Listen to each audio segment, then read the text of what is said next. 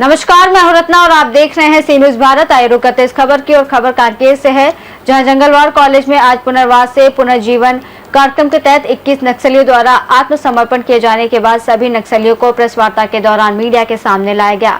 इस दौरान Bastar IGP Sundarraj, Kanker collector Mahadev Kshirsagar समेत कांकेर जिले में तैनात बीएसएफ, एसटीएफ, एसएसबी समेत अन्य पैरा मिलिट्री फोर्स के आला अधिकारी मौजूद रहे। प्रेस कॉन्फ्रेंस में बस्तर आईजीपी सुंदरराज ने कहा कि 21 नक्सलियों का आत्मसमर्पण एक बड़ी उपलब्धि है। इसमें नक्सलियों को बड़ा नुकसान हुआ है। आईजी ने बताया कि बीते 2 वर्षों में फोर्स ने प्रभावी रणनीति के तहत अभियान चलाया है, जिसका सकारात्मक परिणाम सामने आया है। बीते 2 सालों में 250 से अधिक नक्सली मारे गए हैं और साथ ही नक्सलियों ने आत्मसमर्पण भी किया है।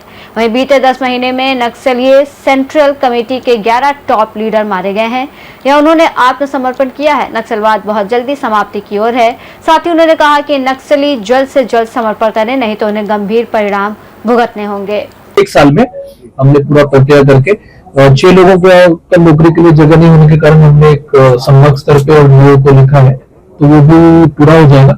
बहुत सारे लोग जो छूटा हुआ कहा जाता है, खासतौर पे उस समय लोगों ने एफआईआर दर्ज नहीं किए हुए थे, जो गांव छोड़ के चले गए, उसी कारण वो फिर उनको पीड़ित रूप में नहीं माना जाता। उनकी समस्या ज्यादातर है और जिनका भी ऐसे घर में डेथ वगैरह हुई थी तो उनके लगभग हुए हैं।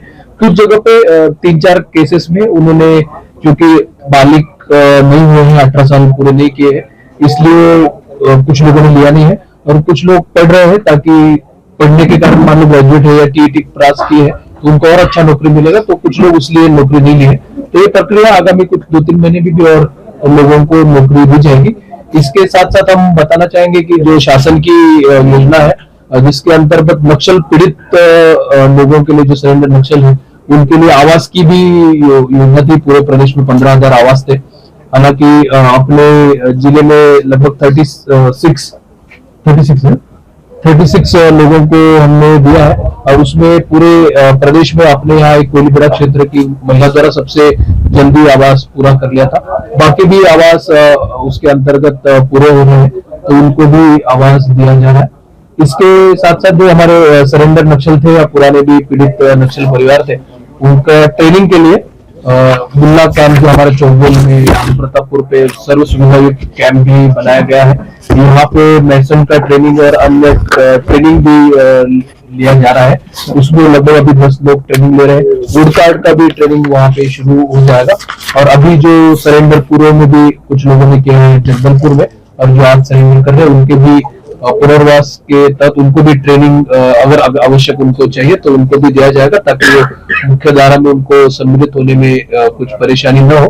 और पिछले 1 साल में लगभग 2 साल में जो खासतौर पे सुदूर क्षेत्र, नक्सल क्षेत्र के जो गांव थे, वहां पे 150 करोड़ के लगभग 40 पुलिया, बड़े ब्रिज जो लॉन्ग स्पैन ब्रिज है, वो भी बनाए जा रहे हैं। इसके साथ साथ लगभग 60 बसाहटें ऐसी थी कि जहाँ पे नक्सल क्षेत्र की जहाँ पे सोलर आधारित बिजली की व्यवस्था थी, उसको भी राज्य शासन, जिला प्रशासन द्वारा ग्रिड आधारित बिजली की व्यवस्था पहुंचाया जा रहा है। और नीलनार के बारे में सर ने भी विस्तार से बताया, तो उसको दोहराना नहीं चाहूंगा, लेकिन नीलनार क्षेत्र में भी राज्य शासन के निर्देश पे जो हमारा पानी डूबित कैंप है, वहां पे बहुत सारे काम चल रहे हैं।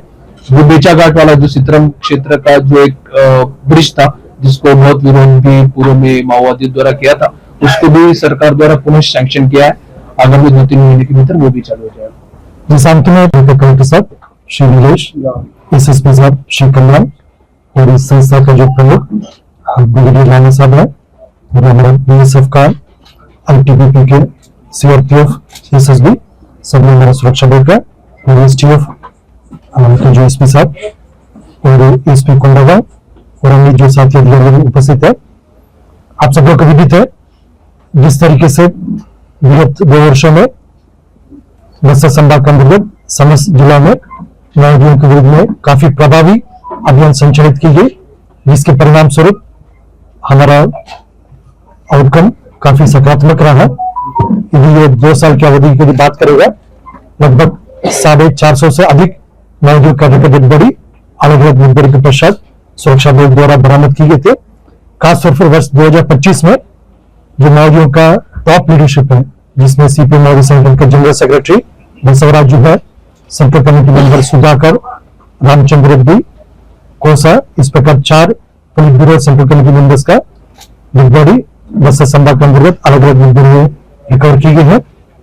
इसके अतिरिक्त हमारा जो सीमावर्ती जिला गरियाबंद में 2 सेंट्रल कमेटी मेंबर्स चलपति और मैडम बालकृष्ण का डेड बॉडी रिकवर की गए थे। और अन्य जो प्रांतों में भी नक्सल प्रभावित जो राज्यों में भी माओवादियों के खिलाफ की गई प्रभावी अभियान के परिणाम स्वरूप सेंट्रल कमेटी मेंबर्स विवेक मांझी और सहदेव का डेड बॉडी झारखंड में बरामद की गई। और आंध्र उड़ीसा बॉर्डर इलाका में सेंट्रल कमेटी मेंबर गजला रवि का डेड बॉडी रिकवर की गए थे। इस प्रकार कुल 9 माओवादियों का सेंट्रल कमेटी और पुलिस ब्यूरो मेंबर्स का डेड बॉडी अलग अलग मुद्दों के पश्चात बरामद की गए थे। और एक central committee member Sujata Telangana में इसके पूर्व में सरेंडर किया। और कल आपने समाचार देखा होगा एक सेंट्रल कमेटी मेंबर चंद्रना तेलंगाना में सरेंडर किया।